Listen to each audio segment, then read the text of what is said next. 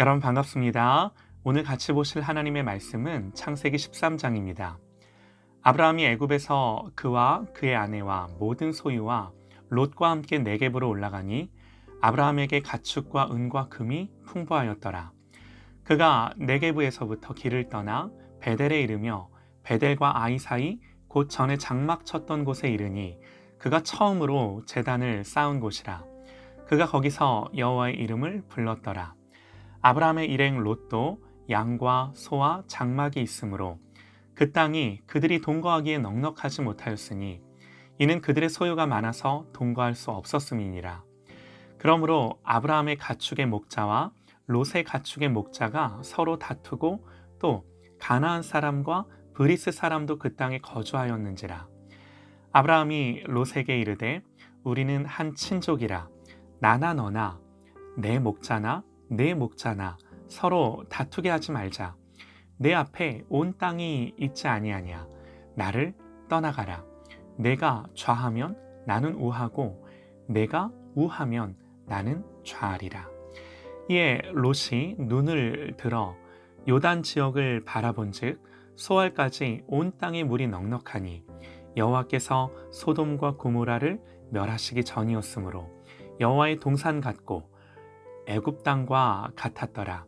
그러므로 롯이 요단 온 지역을 택하고 동으로 옮기니 그들이 서로 떠난지라. 아브라함은 가나안 땅에 거주하였고 롯은 그 지역의 도시들에 머무르며 그 장막을 옮겨 소돔까지 이르렀더라. 소돔 사람은 여호와 앞에 악하며 큰 죄인이었더라. 롯이 아브라함을 떠난 후에 여호와께서 아브라함에게 이르시되 너는 눈을 들어 너 있는 곳에서 북쪽과 남쪽 그리고 동쪽과 서쪽을 바라보라. 보이는 땅을 내가 너와 내 자손에게 주리니 영원히 이르리라. 내가 내 자손이 땅의 티끌 같게 하리니 사람이 땅의 티끌을 능히 셀 수 있을진데 내 자손도 세리라. 너는 일어나 그 땅을 종과 횡으로 두루 다녀보라. 내가 그것을 내게 주리라. 이에 아브라함이 장막을 옮겨 헤브론에 있는 마므레 상수리 수풀에 이르러 거주하며 거기서 여호와를 위하여 제단을 쌓았더라. 아멘.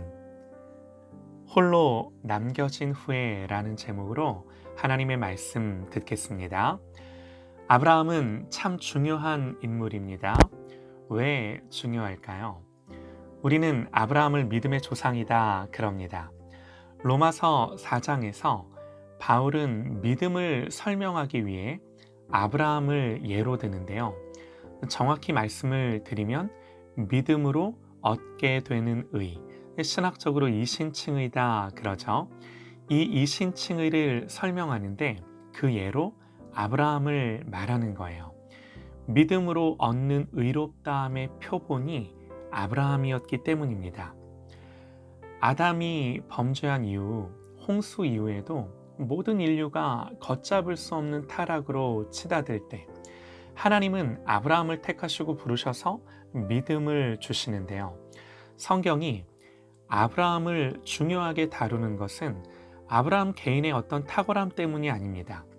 하나님이 최초로 믿음을 통해 구원한 인류의 샘플, 이게 아브라함이에요. 이런 아브라함을 부르시고 택하셔서 이후에 아브라함처럼 믿음으로 사는 자들을 구원하신다는 것에 그 의미가 있는 거죠. 이게 아브라함의 중요성이에요. 로마서 4장 16절은 이렇게 말합니다. 그러므로 상속자가 되는 그것이 은혜에 속하기 위하여 믿음으로 되나니 이는 그 약속을 그 모든 후손에게 굳게 하려 하심이라. 율법에 속한 자에게뿐만 아니라 아브라함의 믿음에 속한 자에게도 그러하니 아브라함은 우리 모든 사람의 조상이라. 아브라함의 믿음에 속한 자, 그냥 아브라함의 혈통이 중요한 것이 아니라 아브라함처럼 믿었을 때 하나님은 그 믿음을 보시고 아브라함처럼 의롭다 여기신다는 것을 설명하는 거예요. 아브라함의 중요성은 여기에 있는 거죠. 하나님은 갈대아 우르에서 우상을 섬기던 아브라함의 가정에 찾아오셔서 만나주시고 개입하시고 말씀하십니다. 이 일로 길을 떠나지만 중간에 하란에서 멈추죠. 그러나 하나님 또 나타나셔서 다시 가게 하십니다. 그렇게 가나안 땅에 도착했지만 그런데 아직까지는 계속해서 그 땅에 머물 만한 믿음은 없었어요. 기근을 만나자 단번에 애굽으로 내려가죠. 그런데 애굽에서 그의 아내 사레를 바로에게 뺏길 뻔하죠. 기근은 피했을지 모르나 사실 더 큰 일을 만난 거죠. 그러나 하나님 주도적으로 개입하시고 그 일을 해결해 주십니다. 여호와께서 아브라함의 아내 사레의 일로 바로와 그 집에 큰 재앙을 내리신지라 그러죠. 여기서도 우리가 알게 되는 게요. 너를 축복하는 자에게는 내가 복을 내리고 너를 저주하는 자에게는 내가 저주하겠다 이 말씀하셨는데 하나님 말씀하신 그대로 지키시고 아브라함에게 그걸 증명하세요. 아브라함은 이 일로 아마도 하나님이 누구신지 어떻게 그 말씀하신 것들을 지키시는지 조금은 더 알게 됐을 겁니다. 이런 일이 있은 후에 이제 오늘 말씀을 보면 아브라함이 애굽에서 그와 그의 아내와 모든 소유와 롯과 함께 네겝으로 올라가니 아브라함에게 가축과 은과 금이 풍부하였더라. 그가 네겝에서부터 길을 떠나 베델에 이르며 베델과 아이 사이 곧 전에 장막 쳤던 곳에 이르니 그가 처음으로 제단을 쌓은 곳이라. 그가 거기서 여호와의 이름을 불렀더라. 애굽으로 내려갔던 아브라함은 이제 처음 제단을 쌓고 하나님을 예배했던 그곳으로 다시 돌아옵니다. 다시 돌아오기까지 얼마나 시간이 걸렸을지는 모르나 그간 있었던 일들을 통해 아브라함은 조금은 더 하나님을 아는 자가 되어 있는 거죠. 그런데 하나님은요, 여기서 멈출 생각이 없으세요.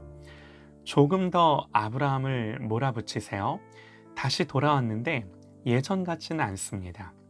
아브라함은 조카 롯과 함께 했는데 그 땅이 그들이 동거하기에 넉넉하지 못하였으니 이는 그들의 소유가 많아서 동거할 수 없었음이니라.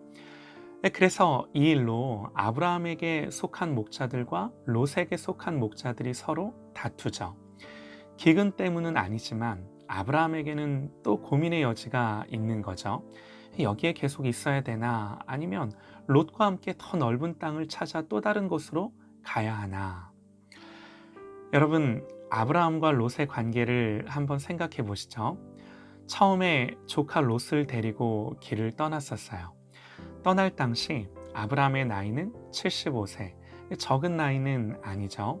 말씀을 보면 아브라함이 여호와의 말씀을 따라갔고 롯도 그와 함께 갔다 그래요.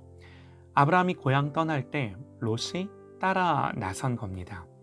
그 당시는 혈연을 바탕으로 한 부족 사회였죠. 롯도 삼촌을 의지했겠지만 자식이 없었던 아브라함도 롯이 있어서 얼마나 든든했겠습니까? 또 그간의 일들을 생각해 보면 고향 떠나 가나안 땅에 살면서 기근도 만나고 기근 때문에 애굽으로 옮겼는데 아내를 뺏길 뻔하기도 하고 쉬운 여정만은 아니었어요. 그 길에 조카 롯이 함께 했던 거죠. 그러면 롯은 왜 아브라함을 따라 나섰을까? 창세기 11장에 아브라함 가문의 족보가 나오는데요. 데라는 아브라함과 나홀과 하란을 낳고 하란은 롯을 낳았으며 하란은 그 아비 데라보다 먼저 고향 갈대아인의 우르에서 죽었더라 그래요. 롯의 아버지가 하란인데 일찍 돌아가셨어요. 아버지가 안 계신 거죠. 그러니 사실 큰아버지였던 아브라함이 롯에게는 아버지였던 거예요. 그래서 어쩌면 아브라함은 자식이 없었기에 롯을 상속자라 생각했을지도 모릅니다. 그런데 오늘 사건이 벌어진 거예요. 아브라함의 가축을 치는 목자와 롯의 가축의 목자가 서로 다툰 거예요. 집안 싸움 난 거예요. 양을 방목하기 위해서는 넓은 땅, 푸른 목초지와 물이 넉넉해야 합니다. 그런데 그러기에는 아브라함과 롯의 소유가 많아졌고 한정된 자원을 나눠 쓰기에는 다툼과 갈등의 소지가 있는 거죠. 분위기를 보면 한두 번 다툰 게 아니었던 것 같아요. 여러 번 계속해서 이런 일들이 반복되는 거죠. 누구의 잘못인지를 따질 수는 없지만 어쨌든 아브라함이 양보하고 물러서는데요. 그런데 상식적으로 우리 정서에서 보자면 아버지를 일찍 여인 자신을 거두고 자식처럼 돌봐준 아브라함에게 아이고 큰아버지 이런 일이 있었네요. 제가 우리 목자들을 더 잘 단속하고 타이르겠습니다. 이렇게 하고 조율하고 했어야 맞지 않나 싶어요. 그냥 제 생각일 수 있습니다. 그런데 아브라함이 먼저 우리는 한 친족이라 나나 너나 내 목자나 내 목자나 서로 다투게 하지 말자. 내 앞에 온 땅이 있지 아니하냐. 나를 떠나거라. 네가 좌하면 나는 우하고 네가 우하면 나는 좌할게. 자식처럼 생각했던 롯에게 헤어지자고 말하기까지 얼마나 많이 고민했고 여기까지 데리고 왔는데 그렇게 하기가 쉽지 않았을 것 같아요. 그러나 아브라함은 롯에게 양보하죠. 네가 좌하면 나는 우하고 네가 우하면 나는 좌할게. 네가 원하는 땅, 좋은 땅 먼저 선택해라. 성경이 정확한 정보는 주고 있지 않지만 아브라함이 이렇게 하기까지 많이 힘들지 않았을까 하는 생각이 듭니다. 또 이렇게 말했다고 낼름 그러면 내가 이 좋은 땅 차지하겠다고 그리고 자기를 떠나는 롯에게 또 한편으로 얼마나 서운하고 섭섭했을까 하는 생각이 드는 거죠. 어찌됐건 아브라함은요 이제 롯과 헤어지고 이제는 진짜 홀로 발걸음을 옮깁니다. 어찌 보면 롯이 배신하고 돌아선 거죠. 배신까지는 아니더라도 자식처럼 생각했던 롯에게 서운함과 섭섭함이 왜 없었겠습니까? 그런데 오늘 우리가 주목하고픈 성경 구절은요 14절이에요. 롯이 아브라함을 떠난 후에 여호와께서 아브라함에게 이르시되 하시면서 홀로 남겨져 외로운 길을 가려 할 때 하나님 그제서야 나타나시는데요. 성경을 자세히 보면 아브라함이 처음 고향 떠나 가나안 땅에 들어갔을 때 그때 하나님이 아브라함에게 나타나시고 그동안 기근도 만나고 애굽에도 내려가고 아내도 뺏길 뻔하고 그렇게 하는 동안 한 번도 하나님 나타나시지 않다가 롯과 헤어져 홀로 남겨졌을 때 찾아오신 거죠. 롯이 아브라함을 떠난 후에 여호와께서 아브라함에게 이르시되 하나님 마치 롯이 떠나기라도 기다렸다는 듯이 롯과 헤어지자 아브라함에게 찾아오신 거예요. 아브라함의 마음 한켠이 얼마나 공허하고 허전했겠습니까? 창세기에서 하나님 아브라함을 찾아오신 사건이 여러 번 나오는데요. 12장, 13장, 15장, 17장, 그리고 22장. 공통된 것이 뭔가? 모두 가난해졌을 때, 마음의 외로움과 곤고함이 가득 찼을 때, 누구의 잘못인지는 모르나 그렇게 롯과의 관계가 틀어지고 단절되고 홀로 남았을 때 하나님 찾아와 주신 거예요. 사랑하는 여러분, 여기에 우리의 소망이 있는 거죠. 뭐가 우리의 소망인가요? 우리에게 주는 교훈이 뭔가요? 하나님은요, 안 계신 곳이 없고 어디나 계시지만 그러나 하나님은 준비된 사람의 마음에 찾아오세요. 준비된 마음이 뭔가요? 우리의 마음이 가난할 때, 목마를 때. 그래서 하나님은 우리의 의지할 것들, 우리가 사랑하는 것들, 우리의 마음 둘 것들을 가져가세요. 아픈 일이죠. 왜 아프지 않겠습니까? 그러나 하나님 이런 모든 아픔들을 만져주시고요.